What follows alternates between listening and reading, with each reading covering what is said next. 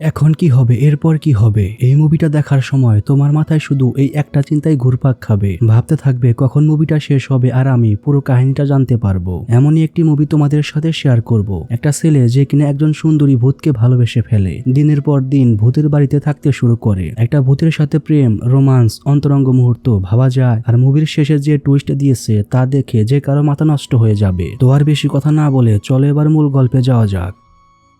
তো মুভির শুরুতেই আমরা একটা বাংলো বাড়ি দেখতে পাই। রাতের বেলা তো দূরের কথা, দিনের বেলাতেও মানুষ এই বাড়ির দিকে চোখ তুলেও তাকাতো না। এই বাড়িতে এমন একজন মেয়ে থাকতো যাকে গ্রামের কেউ কখনো দেখেনি, এমনকি মেয়েটি কখনো বাড়ির বাইরে আসেনি। বিয়ের পর সে যে বাড়িতে ঢুকেছে তারপর 6 বছর হয়ে গেল, এখনো পর্যন্ত কোনো মানুষ তাকে দেখেনি। কিন্তু গ্রামবাসীরা প্রত্যেকদিন রাত 8টায় মেয়েটির কান্নার শব্দ শুনতে পেত, আর তাই পুরো গ্রামবাসী এই বাড়ি দেখে ভয় পেত।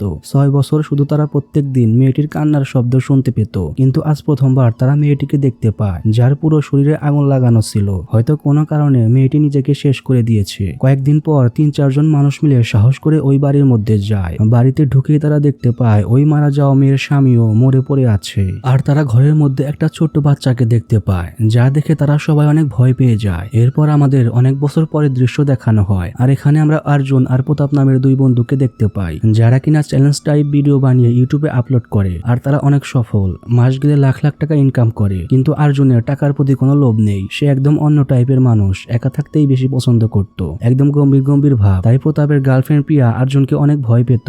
একদিন প্রতাপ তাদের একটা ভিডিওর জন্য রিসার্চ করছিল, যার টপিক ছিল সেই ছোট্ট বাচ্চাটির কাহিনী। প্রতাপ জানতে চায় পরে ওই মেয়েটার কি হয়েছিল, সে এখন কোথায় আছে, কিন্তু প্রতাপ কোনো তথ্যই খুঁজে পাচ্ছে না। তাই সে তার প্রেমিকা প্রিয়ার কাছে হেল্প চায়। তাই প্রিয়া এই বিষয়ে অনেক রিসার্চ করে। এরপর প্রতাপকে বলে মেয়েটির নাম দিব্যাবতী। ওর মা বাবা মারা যাওয়ার পর মেয়েটি একটি অনাথ আশ্রমে বড় হয়, তারপর সেখান থেকেই তার বিয়ে হয়। কিন্তু বিয়ের দিনে তাদের গাড়িটা অ্যাক্সিডেন্ট হয় আর তার স্বামী মারা যায়। এই আঘাত সহ্য করতে না পেরে দিব্যাবতী পাগল হয়ে যায়। তাকে যে হসপিটালে রাখা হয়েছিল সেখান থেকে পালিয়ে দিব্যাবতী সেই জায়গায় যায় যেখানে তার বিয়ের পর থাকার কথা ছিল। এরপর দিব্যাবতী ব্যালকনি থেকে একটা পুকুরে ঝাঁপ দিয়ে আত্মহত্যা করে। তারপর থেকে নাকি ওই পুকুরটাই গায়েব হয়ে যায়। এমনকি আজও ওই ব্যালকনি থেকে দিব্যাবতীর গানের শব্দ শোনা যায়। কিছু মানুষ এই রহস্য উন্মোচন করতে দিব্যাবতীর ফ্ল্যাটে গিয়েছিল, কিন্তু দিব্যাবতী সবাইকে মেরে ফেলেছে। আর ফ্ল্যাটের একটা দেয়ালে লেখা আছে, আমাকে জানার যে চেষ্টা করবে সে মারা যাবে। এসব জানার পর অর্জুনের মনে অনেক কৌতূহল জন্ম নেয়। তাই সে দিব্যাবতীর ফ্ল্যাটে যেতে চায়। একবার যদি সে এই রহস্য উন্মোচন করতে পারে তাহলে তার ভিডিও মিলিয়নে হিট করবে। কিন্তু প্রতাপ অর্জুনকে যেতে দিবে না, কারণ সেখানে গেলে মৃত্যু নিশ্চিত। কিন্তু অর্জুন প্রতাপের কোনো কথা না শুনে সেই নির্জন এলাকায় চলে যায়। বিল্ডিং এর দিকে এগোতে থাকলে একটু পর অর্জুন দিব্যাবতীর গানের শব্দ শুনতে পায়। তাই অর্জুন তার ফোনের টর্চ অন করে দিব্যাবতীর ফ্ল্যাটের মধ্যে ঢুকে পড়ে।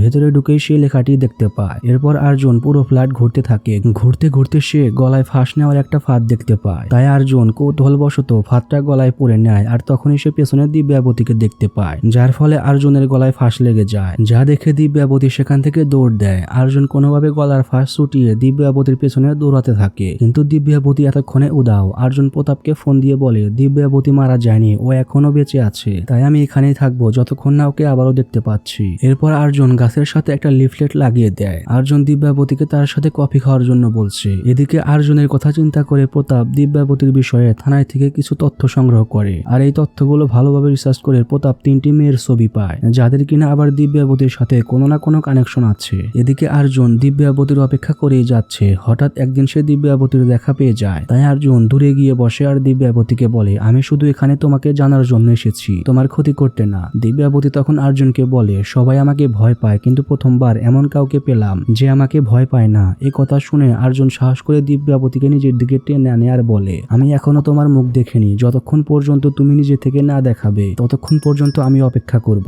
এরপর আর কি, বাংলা সিনেমার মতো শুরু হয় একটি রোমান্টিক গান। অর্জুন সাহেব একটা ভূতের সাথে রোমান্স করতে থাকে। রোমান্স করতে করতে একটা সময় দুজন ইন্টিমেট হয়ে পড়ে। সকালবেলা অর্জুন চলে যায় সেই বিল্ডার্স এর কাছে যে এই বিল্ডিং এর মালিক। তার কাছ থেকে অর্জুন জানতে পারে দিব্যাবতী গলায় ফাঁস নিয়ে মারা গেছে, যে ফাঁদ আমরা দিব্যাবতীর রুমে দেখেছিলাম। কিন্তু প্রতাপ বলেছিল দিব্যাবতী পুকুরে ঝাঁপ দিয়ে মারা গিয়েছিল। তাই অর্জুনের মনে খটকা লেগে যায়। বিল্ডার্স তখন দিব্যাবতীর একটা ছবি অর্জুনকে দেয় আর বলে, মানুষ যেন না জানতে পারে, তাই আমরা দিব্যাবতীকে বিল্ডিং এর পেছনের কবরস্থানে কবর দিয়েছিলাম। কিন্তু মানুষজন এই বিষয়টা জেনে যায়, যার ফলে আমার এত বড় প্রজেক্টের পুরোটাই লস হয়ে যায়। অর্জুন তখন বিল্ডারের দেওয়া ছবি প্রতাপের সাথে শেয়ার করে। এই ছবি দেখে রাতের বেলা প্রতাপ আর প্রিয়া আসে অর্জুনের কাছে। প্রতাপ অর্জুনকে বলে, এই ছবি দিব্যাবতীর না, কেউ তোকে ভুল ইনফরমেশন দিয়েছে। গেছে, তুই আমার সাথে চল, এখানে থাকলে তোর ক্ষতি হতে পারে। কিন্তু অর্জুন বিশ্বাস করে দিব্যাবতী মারা যায়নি, ওই ছবির মেয়েটাই দিব্যাবতী। অর্জুন প্রতাপকে ফাঁসের ফাঁদ দেখিয়ে বলে দিব্যাবতী যদি মারা গিয়েই থাকে তাহলে আমার সাথে যে আছে সে কে? কিন্তু প্রতাপও অর্জুনের কথা বিশ্বাস দেয় না। তাই অর্জুন দিব্যাবতীর কবর খুঁড়তে যায়। অর্জুন মনে করে সেখানে কোনো লাশ নেই, কিন্তু কবর খুঁড়ে অর্জুন মানুষের মাথার খুলি দেখতে পায়। অর্জুন তখন তার এক বন্ধু পিঙ্কিকে ডেকে আনে। পিঙ্কি ছিল একজন আর্টিস্ট। পিঙ্কি এসে ওই মাথার খুলিকে মানুষের চেহারায় রূপ দেয়, আর সেই ছবির সাথে এই চেহারা একদম হুবহু মিলে যায়। তখন সেখানে একটা কবুতর উড়ে এসে মূর্তিটার ঘাড়ে চড়ে বসে। তখন অর্জুন বিশ্বাস করতে বাধ্য হয় দিব্যাবতী মারা গেছে, যার ফলে অর্জুন অনেক কষ্ট পায়, কারণ সে দিব্যাবতীকে ভালোবেসে ফেলেছে। তাই সে এখন দিব্যাবতীর ফ্ল্যাটেই অপেক্ষা করছে দিব্যাবতীর আত্মার সাথে দেখা করার জন্য। এদিকে প্রিয়া অর্জুনকে বারবার কল করছে, কারণ তার অর্জুনের জন্য অনেক চিন্তা হচ্ছে যদি দিব্যাবতীর আত্মা অর্জুনকে মেরে ফেলে। তাই প্রিয়া অর্জুনের সাথে দেখা করে। যেই প্রিয়া কিছুদিন আগে অর্জুনকে ভয় পেত, সে আজ অর্জুনের জন্য এত চিন্তা করছে। অর্জুনের সাথে কথা বলে প্রিয়া বুঝতে পারে অর্জুন দিব্যাবতীকে কতটা ভালোবেসে ফেলেছে। তাই প্রিয়ার অনেক খারাপ লাগে, কারণ অর্জুন দিব্যাবতীকে না, তার আত্মাকে ভালোবেসে ফেলেছে। কথা বলতে বলতে অর্জুন প্রিয়াকে জড়িয়ে ধরে বলে দিব্যাবতীকে আমি ঠিক এভাবেই কাছে টেনেছিলাম, আমি ওকে ভালোবাসি, এটাই সত্য, হোক সে আত্মা বা মানুষ। এরপর থেকে প্রিয়া প্রতাপকে না বলে অর্জুনের সাথে দেখা করতে আসতো।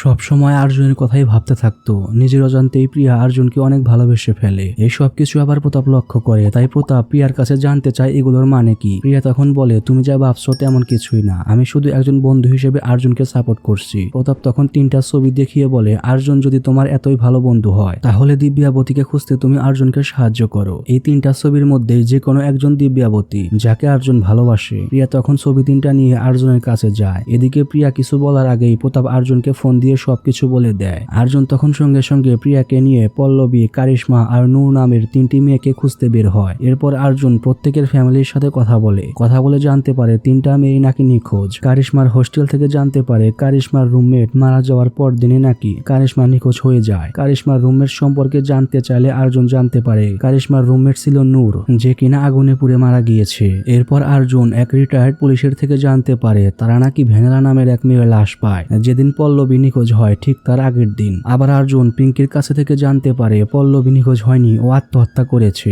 এসব কথা শুনে অর্জুনের মাথা ঘুরপাক খায়। একই গ্রামের একজন গায়েব হচ্ছে তো অন্যজন মারা যাচ্ছে, এটা কেমনে সম্ভব? যারা মারা গিয়েছে তাদের একটা ছবিও নাই যে মিলিয়ে দেখবে, কারণ যারা মারা গিয়েছে তাদের মুখের অবস্থা দেখে চেনার কোনো উপায় ছিল না। নূরের চেহারা তো আগুনেই পুড়ে গেছে। তাই অর্জুন সিদ্ধান্ত নেয় সে সবার মাথার খুলি কবর থেকে তুলে নিয়ে চেহারায় রূপ দেবে। প্রিয়া তখন বলে পল্লবী আর ভেনেলাকে তো চিতায় পোড়ানো হয়েছে। অর্জুন তখন বলে কুমারী মেয়েদের পোড়ানো হয় না, দাফন করা হয়। এরপর অর্জুন পল্লবী, ভেনেলা আর নূরের কবর থেকে মাথার খুলি তুলে আনে আর পিঙ্কিকে দিয়ে প্রত্যেক খুলিকে চেহারায় রূপ দেয়। প্রতাপের বের করা 3টা ছবির সাথেই রূপ দেওয়া চেহারার হুবহু মিল পাওয়া যায়। কিন্তু পুলিশ তো বলেছিল তারা ভেনেলা নামের এক মেয়ের লাশ পেয়েছিল, তাহলে ভেনেলার খুলির সাথে কারিশমার ছবি মিলল কেমনে? তার মানে কারিশমা মারা গেছে, তাহলে ভেনেলা কে? এরপরের দৃশ্যে আমরা দেখতে পাই প্রিয়া অর্জুনকে কল দিয়ে বলছে কয়েকদিন আগে নাকি কারিশমা নামের এক মেয়ে মারা গিয়েছিল। তাই প্রিয়া অর্জুনকে বলে ওই লাশটার খুলি এনে চেহারায় রূপ দিতে, হয়তো তারা কোনো ক্লু খুঁজে পেতে পারে। তাই অর্জুন আবারও কবরস্থানে যায় যেখানে কারিশমাকে দাফন করা হয়েছিল।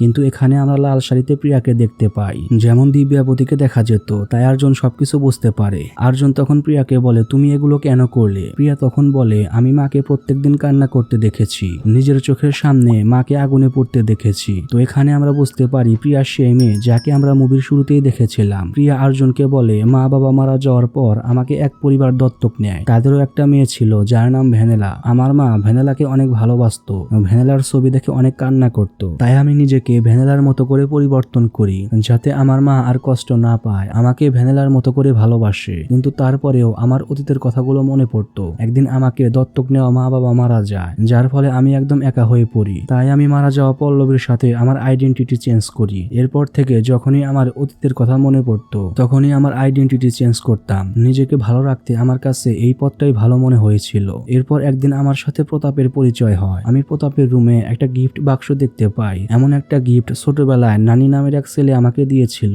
আর একটা ভিডিও থেকে জানতে পারি প্রতাপের বাড়িও নাকি আমার ছোটবেলার বাড়ির সামনেই ছিল। তাই আমি ভেবেছিলাম প্রতাপই হয়তো সেই যাকে আমি ছোট থেকে ভালোবাসি। তাই আমি প্রিয়া সেজে প্রতাপের সাথে প্রেম করতে শুরু করি। তখন তুমি মাঝখানে চলে আসলে, দিব্যাবতীর খোঁজ করতে শুরু করলে। তাই আমি প্রতাপকে ভুলভাল বোঝাই, ভয় দেখাই যাতে প্রতাপ বা তুমি সেখানে না যাও। কিন্তু তুমি সেখানে গেলে। কিন্তু আমি আগে থেকেই সবকিছু সেট করে রেখেছিলাম যাতে তুমি ভয় পেয়ে সেখান থেকে চলে আসো। কিন্তু তুমি আমার পেছনে পেছনেই পড়ে থাকলে, আর আমিও তোমার ভালোবাসা পেয়ে সবকিছু ভুলে যেতে থাকি। একজন মানুষ এতটা ভালোবাসতে পারে তা দেখে আমি কান্নায় ভেঙে পড়ি। এই কথা শুনেই আর্জুন প্রিয়াকে জড়িয়ে ধরে আর বলে, আমি দ্বিতীয়বার তোমাকে জড়িয়ে ধরেই বুঝেছিলাম তুমি সেই যাকে আমি খুঁজছিলাম। আমি শুধু অপেক্ষা করছিলাম তুমি কবে আমার কাছে এসে সব সত্যি কথা বলবে। তুমি তোমার কষ্ট ভোলার জন্য যেই পথটা বেছে নিয়েছিলে তা ভুল ছিল। ভালোবাসার মানুষ নিজের বুকের মধ্যে মারা গেলে কতটা কষ্ট পেতে হয় তা এখন থেকে তোমাকে সইতে হবে। এই কথা বলেই আর্জুন নিজেই প্রিয়ার হাতে থাকা ছুরি নিজের পেটে ঢুকিয়ে দেয়, যার ফলে আর্জুন সেখানেই মারা যায়। এরপর আমরা কয়েকদিন পরের দৃশ্য দেখতে পাই, প্রিয়া শহর ছেড়ে চলে যাচ্ছে, তাই প্রিয়া প্রতাপকে বাই বলতে আসে। প্রিয়া এসে দেখতে পায় প্রতাপও শহর ছেড়ে চলে যাচ্ছে, আর এখানে এসে প্রিয়া জানতে পারে ওই গিফট বক্সটা প্রতাপের না আর্জুনের।